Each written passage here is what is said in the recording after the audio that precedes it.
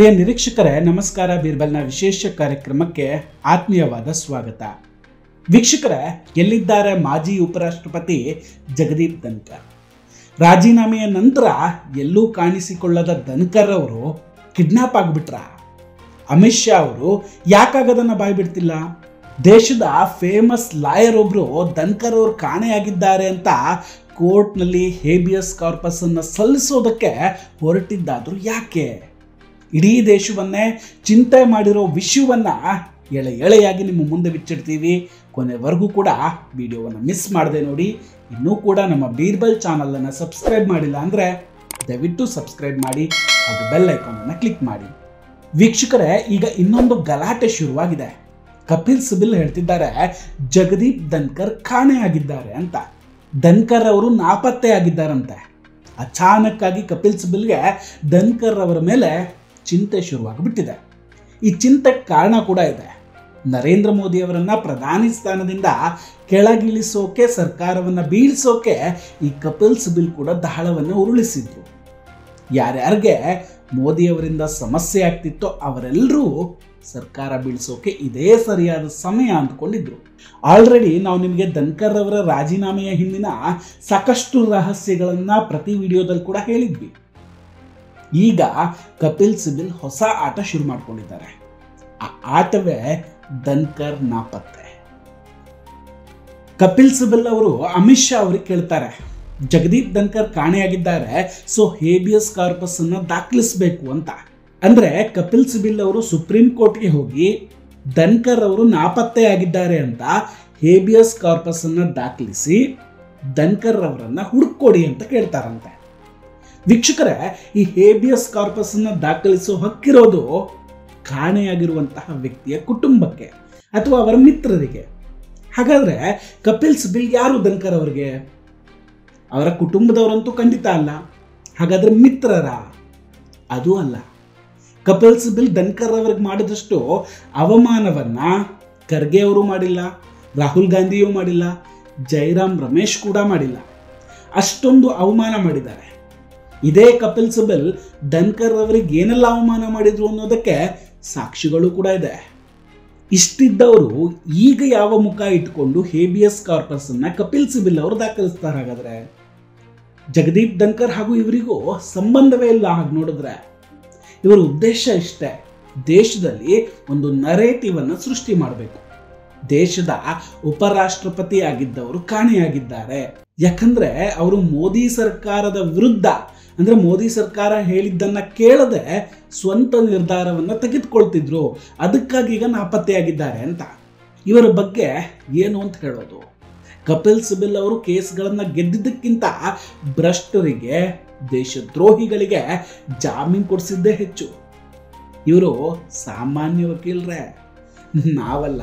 ಇದನ್ನ ಈ ದೇಶದ ಸಂಸದ ಕಿರಣ್ ರಿಜಿಜು ಅವರೇ ಹೇಳಿದ್ದು.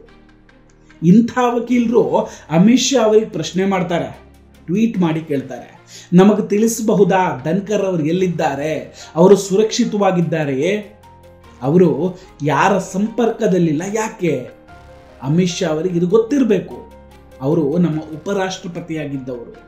ದೇಶ ಇದರ ಬಗ್ಗೆ ಯೋಚನೆ ಮಾಡಬೇಕು ಅಂತ. ನೋಡಿ ಒಂದ್ಸಲ ಆ ಟ್ವೀಟನ್ನು, ಇದೇ ಟ್ವೀಟ್. ಆದರೆ ನಿಜವಾಗ್ಲೂ ದೇಶ ಧನ್ಕರ್ ಅವರ ಬಗ್ಗೆ ಯಾವ ಚಿಂತೆಯನ್ನು ಕೂಡ ಮಾಡ್ತಾ ಇಲ್ಲ. ಕಪಿಲ್ ಸಿಬಲ್ ಅವರದ್ದು ಒಂದು ಯೂಟ್ಯೂಬ್ ಚಾನಲ್ ಇದೆ, ದಿಲ್ಸೆ ವಿತ್ ಕಪಿಲ್ ಸಿಬಲ್ ಅಂತ. ಅದರಲ್ಲಿ ಕಪಿಲ್ ಸಿಬಲ್ ಹೇಳ್ತಾರೆ, ಧನ್ಕರ್ ಅವರನ್ನು ನಾನು ರಾಜೀನಾಮೆಯ ನಂತರ ಮೊದಲನೇ ದಿನ ಕಾಂಟ್ಯಾಕ್ಟ್ ಮಾಡೋದಕ್ಕೆ ಟ್ರೈ ಮಾಡಿದ್ದೆ. ಆಗ ಅವರ ಪರ್ಸನಲ್ ಸೆಕ್ರೆಟರಿ ಫೋನ್ ತೆಗೆದುಕೊಂಡು ಧನ್ಕರ್ ಅವರು ರೆಸ್ಟ್ ಮಾಡ್ತಿದ್ದಾರೆ ಅಂತ ಹೇಳಿದ್ರಂತೆ. ಅದಾದಮೇಲೆ ಅವರು ಯಾರ ಫೋನ್ ಕಾಲ್ಗಳನ್ನು ಕೂಡ ರಿಸೀವ್ ಮಾಡ್ತಾ ಇಲ್ಲ. ಈಗ ನಾವು ಏನು ಮಾಡಬೇಕು? ಕಾಣೆಯಾಗಿದ್ದಾರೆ ಅಂತ ಹೇಬಿಯಸ್ ಕಾರ್ಪಸ್ ದಾಖಲಿಸಬೇಕೆ? ಹೀಗಾಗಿ ಅಮಿತ್ ಶಾ ಅವರು ಒಂದು ಪ್ರೆಸ್ ಮೀಟ್ ಮಾಡಿ ಹೇಳಿಕೆ ನೀಡಬೇಕು, ಎಲ್ಲಿದ್ದಾರೆ ಧನ್ಕರ್ ಅಂತ.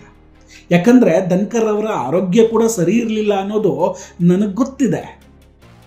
ಅಲ್ಲದೆ ಅವರು ಎಲ್ಲಿಯೂ ಕೂಡ ಚಿಕಿತ್ಸೆಯನ್ನು ಪಡ್ಕೊಳ್ತಾ ಇಲ್ಲ.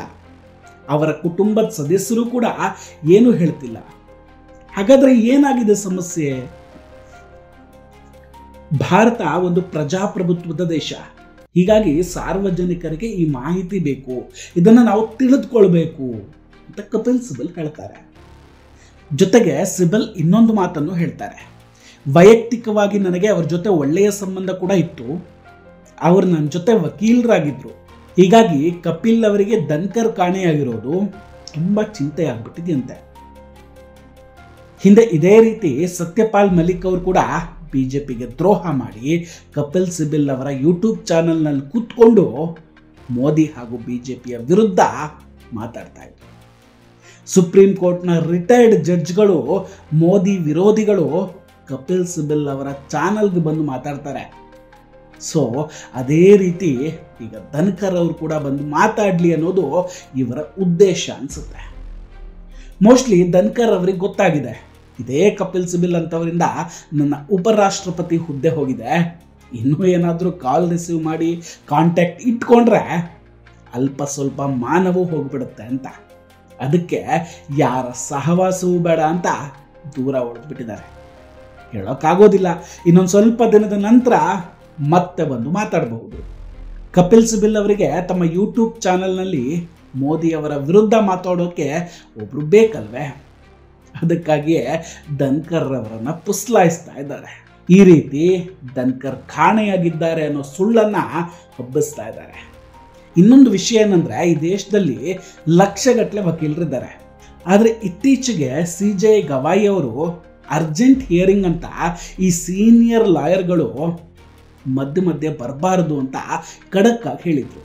ಅದಾದ ಮೇಲೆ ಕಪಿಲ್ ಸಿಬಲ್ ಹೀಗೆ ಬಾಲ ಬಿಚ್ಚೋಕೆ ಶುರು ಮಾಡ್ಕೊಂಡಂಗೆ ಕಾಣಿಸ್ತಾ ಇದೆ. ನಾನು ಕಾಣೆಯಾದ ಮಹಿಳೆಯರ ಬಗ್ಗೆ ಕೇಳಿದ್ದೇನೆ, ಆದರೆ ಕಾಣೆಯಾದ ಉಪರಾಷ್ಟ್ರಪತಿಗಳ ಬಗ್ಗೆ ಇದೇ ಮೊದಲು ಕೇಳ್ತಾ ಇರೋದು. ಅಮಿತ್ ಶಾ ಅವರು ಹುಡುಕೊಡ್ಬೇಕು ಅವರನ್ನ ಅಂತ ಕೇಳ್ತಾ ಇದ್ದಾರೆ. ನೋಡಿ ಕಪಿಲ್ ಸಿಬಲ್ ಅವರೇ, ಒಂದು ಸಣ್ಣ ಕ್ಲಾರಿಟಿ, ಅವರನ್ನ ನೀವು ಪದೇ ಪದೇ ಉಪರಾಷ್ಟ್ರಪತಿಗಳು ಅಂತಿದ್ದೀರಲ್ಲ, ಅವರೀಗ ಉಪರಾಷ್ಟ್ರಪತಿಗಳಲ್ಲ, ಅವರು ಮಾಜಿಯಾಗಿದ್ದಾರೆ. ವಿಚಿತ್ರ ನೋಡಿ, ಈಗ ಧನ್ಕರ್ ಬಗ್ಗೆ ಇಷ್ಟೆಲ್ಲ ಕಾಳಜಿ ತೋರುವ ಕಪಿಲ್ ಸಿಬಲ್ ಅವರೇ ಖರ್ಗೆ ಅವರ ಜೊತೆ ಸೇರಿಕೊಂಡು ಧನ್ಕರ್ ವಿರುದ್ಧ ಅವಿಶ್ವಾಸ ನಿರ್ಣಯ ತಂದಿದ್ರು. ದೇಶದಲ್ಲೇ ಫಸ್ಟ್ ಟೈಮ್ ಉಪರಾಷ್ಟ್ರಪತಿಗಳ ಮೇಲೆ ಅವಿಶ್ವಾಸ ನಿರ್ಣಯ ತೆಗೆದುಕೊಂಡು ಬಂದಿದ್ದಾಗಿತ್ತು. ಇದೇ ಒತ್ತಡದಲ್ಲಿ ಧನ್ಕರ್ ಅವರು ಮೋದಿ ಸರ್ಕಾರದ ವಿರುದ್ಧವೇ ನಿರ್ಧಾರವನ್ನು ತೆಗೆದುಕೊಂಡು ದೊಡ್ಡ ತಪ್ಪು ಮಾಡಿಬಿಟ್ರು. ಅದಾದಮೇಲೆ ರಾಜೀನಾಮೆಯೂ ಆಯಿತು. ಈಗ ಜಗದೀಪ್ ಧನ್ಕರ್ ಕಾಣೆಯಾಗಿದ್ದಾರೆ ಅಂತ ಹೇಳಲಾಗ್ತಿದೆ. ನಿಜವಾಗಿಯೂ ಜಗದೀಪ್ ಧನ್ಕರ್ ಅವರು ಕಾಣೆಯಾಗಿದ್ದೇ ಆಗಿದ್ರೆ ಅವರ ಕುಟುಂಬದವರು ಇಷ್ಟೊತ್ತಿಗಾಗಲೇ ಬಂದು ದೂರು ದಾಖಲಿಸ್ತಾ ಇದ್ರು. ಅಷ್ಟಕ್ಕೂ ಅವರೇ ಹೇಳ್ತಿದ್ದಾರೆ ಧನ್ಕರ್ ಅವರು ಅವರ ಸರ್ಕಾರಿ ಮನೆಯಲ್ಲಿ ಆರಾಮಾಗಿದ್ದಾರೆ ಅಂತ. ಸೊ ಕಪಿಲ್ ಸಿಬಲ್ ಅವರೇ, ನೀವು ಜಾಸ್ತಿ ತಲೆ ಕೆಡಿಸ್ಕೊಳ್ಳೋಕೆ ಹೋಗಬೇಡಿ. ಇಷ್ಟು ಸಮಯ ನೀವು ತಲೆ ಕೆಡಿಸ್ಕೊಂಡು ದೇಶ ಕೆಡಿಸಿದ್ದೇ ಸಾಕು. ವೀಕ್ಷಕರೇ, ಇದೆಲ್ಲದರ ಬಗ್ಗೆ ನಿಮ್ಮ ಅಭಿಪ್ರಾಯ ಏನು? ದಯವಿಟ್ಟು ಕಮೆಂಟ್ ಮಾಡಿ ತಿಳಿಸಿ. ನಾವು ಕೊಟ್ಟಂತಹ ಮಾಹಿತಿಗಳು ನಿಮಗೆ ಇಷ್ಟ ಆಗಿದ್ದರೆ ವಿಡಿಯೋವನ್ನು ಲೈಕ್ ಮಾಡಿ ಹಾಗೂ ಶೇರ್ ಮಾಡಿ. ಇನ್ನೂ ಕೂಡ ನಮ್ಮ ಬೀರ್ಬಲ್ ಚಾನಲನ್ನು ಸಬ್ಸ್ಕ್ರೈಬ್ ಮಾಡಿಲ್ಲ ಅಂದರೆ ದಯವಿಟ್ಟು ಸಬ್ಸ್ಕ್ರೈಬ್ ಮಾಡಿ ಹಾಗೂ ಬೆಲ್ ಐಕಾನನ್ನು ಕ್ಲಿಕ್ ಮಾಡಿ. ನಮಸ್ಕಾರ, ಟೇಕ್ ಕೇರ್ ಆ್ಯಂಡ್ ಬಾಯ್ ಬಾಯ್. ಮತ್ತೆ ಭೇಟಿಯಾಗೋಣ. ಜೈ ಹಿಂದ್.